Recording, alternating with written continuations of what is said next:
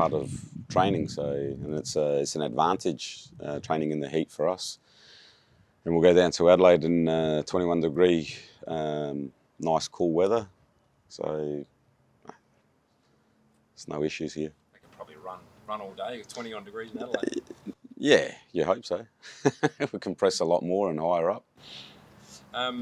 Obviously, the weekend, we were all hoping that you'd hold on to that early advantage, but couldn't quite do it. What's the takeaway? It wasn't about holding on to the advantage. It was about taking our opportunities. We created 5 clear-cut chances and some other very good half chances compared to their very few. So it wasn't about holding on. It was about converting those opportunities. And yeah, unfortunately, we had that goal disallowed as well. You know, depending on the angle of the camera, it looks offside, but then, you know, on other angles, it looks in line. So again, like I said, it's not about holding on to a lead. It's about taking our chances and actually scoring more goals. But in saying that, we're outstanding against West Sydney Wanderers, who only conceded 2 goals all season coming up to our game, and then us scoring 2 and should have scored another 3 easy. That's the Brownlee goal, I take it, is it? Yeah. Whether it was offside or not, you know, the VAR obviously saw it and deemed it to be offside. So, can I ask you about, like, you got those 2 young blokes you brought on. They both could have won you the game. It took a great save to stop Cahill and like the one you just mentioned. Is your philosophy, if you're good enough, you're old enough? Yeah. Tell us how do you look at that? Because these 2 guys have come into your team. It's 16 and 18 respectively. Yeah, and we speak about it all the time. You got Waddingham up front, who's 18, and we're relying on an 18-year-old boy to lead our front line. But if you look at him, he doesn't look 18. The way he plays, he looks a lot older and he looks experienced, and he's growing by each game. So 100% right. I don't look at age. And 𝗠𝘁𝗵 𝗗𝗃, who's 15, I just don't look at the age. I look at the footballer. You know, and someone even mentioned, you know, if it was Tim Cahill's son or if it wasn't his son, would have you signed him? The question is not whose son it is, because it's irrelevant to me. You know, I didn't look at Ryland Brownlee and say, oh, that's Royce Brownlee's son. And I played with Ryland. I looked at the footballer, and the same as Shay Cahill. I look at the footballer and look at what we've got available at the time. And obviously we had Flo Berenguer, who was out injured. So, yeah, age doesn't mean too much to me. Well, he's an oldie, Cahill at 18, compared to the other 3. But how did you, like, it's a great story anyway, isn't it? I mean, I know you say about the sons, and that's fair enough. I understand what you mean exactly. But Cahill, how did you end up signing him? What was behind that? Oh, so there was the deadline, and both Jonas Markovski and Shay, and there was another player that came on trial.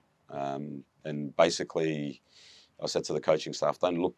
I mean, it's another one, Markovski. I didn't sign Markovski because of his father, and I played with his father in the national team. I signed him because of the footballer that he was, and he scored 20 goals in the NPL in a team that was not top of the table, and not even in the top 3. So that says something about the footballer. But they both came on trial, and yeah, we looked at the footballer. And both had, and obviously Shay is one of the younger ones, where it also a project for the club as well. So it wasn't that we were signing him to say, and the likes of Brownlee, McNichol, even Waddingham, you know, we didn't say, okay, we want to sign them up on scholarships and for them to be first 11 players. It just happens that way. So we work with the footballer and hopefully get them up to a level and keep on improving them, and then they fit into our playing style. And they've all got their certain characteristics, and Shay is, in games, is very quick. He's got a great eye for goal.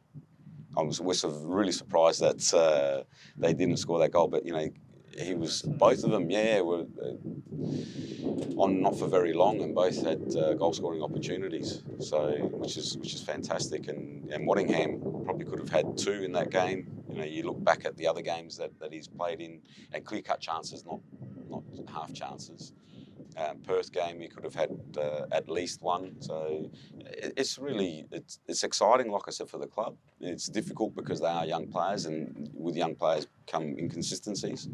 But you know, I can't ask any more of what they're giving me. On a personal note, can I ask you about going back to Adelaide? Yeah. It's a scene of so many joys for you as a player. Joys. But yes. What's the feeling like personally? Because I mean, obviously the captain yeah. and led them to some success as well. Yeah. Asian champions. So being the inaugural captain of the A-League team at Adelaide United, and we won the premiership the first year with 3 games to go, I think it was. Absolutely, you know, and it was my hometown, and you know, playing for your home city was always special, and that's why I'm very passionate about boys playing for the Brisbane Roar who are from Queensland, because I know what it meant to me to play for Adelaide United. But in saying that, it's another game for us. Yeah.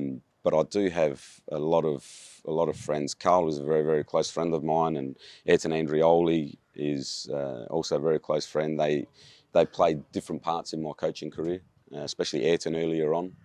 So I'm forever grateful to them, and you know, I've got 2 very close friends within the club, very, very close. So it's there's no banter or anything like that, but it's another game for us. And you know, I look at that, for me, it's special to go back to see the family and friends, but it's another game for us, and another game that we need to prepare for.